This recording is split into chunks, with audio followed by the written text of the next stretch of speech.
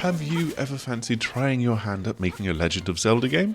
Well, I know that there's quite a few developers out there that have, putting together the occasional action adventure that leans on Nintendo's well-established formula. But what about the average gamer?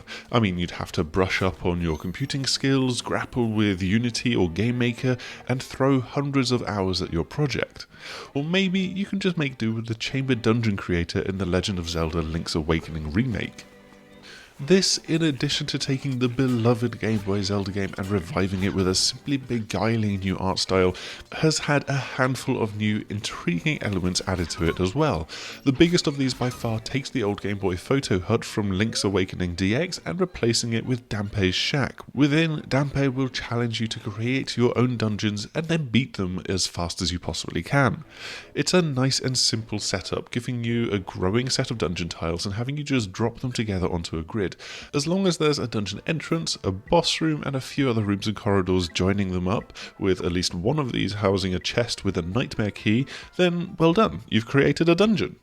There is a lot of flexibility in here though, with each tile having 1, 2, 3 or 4 doors, with the only rule being that every door has to lead to another tile, no ifs, no buts.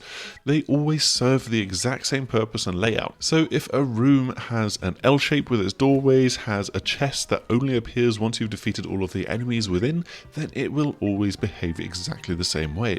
There's no ability to rotate them, change the enemies, swap lock doors for ones that are always open or anything like that. But from those restrictions, you get the real puzzling which come through Dampe's challenges. These channel your creative juices in a particular direction by setting further restrictions on what you can do. It could be determining that you must have a chest room in a particular spot, or giving you a heart-shaped outline that you have to completely fill with tiles. The trick is browsing your catalogue of tiles and making sure that they're all pieced together, that there's enough keys, there's enough stairways, and so on. It's a mode that I feel will be enjoyed in small doses as you progress through Link's journey though. The reason is that you'll quickly start to recognise the tiles as having been directly lifted from the dungeons that you've already battled through on your adventure, and you'll always be leading up to bosses that you've managed to already defeat. And so with only a handful of dungeons under your belt, there's only a certain number of combinations, and if you complete several of Dampe's challenges on the trot, it will start to get a bit repetitive, especially because once you've created a dungeon, then you have to beat it as well.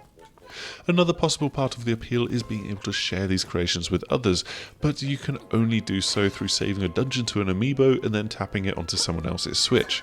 It's a shame that there's no online sharing, and this is actually the kind of concept that would have worked perfectly with the 3DS's Street Pass, but then Nintendo always do these kinds of things in their peculiar little way. Still, chamber dungeons are a great little mode and addition, and one that I can see plenty of people exploring and returning to as they play through the Link's Awakening. As for the rest of the game, well, you'll just have to wait until our review next week, or you can head back and check out our preview from a little bit after E3.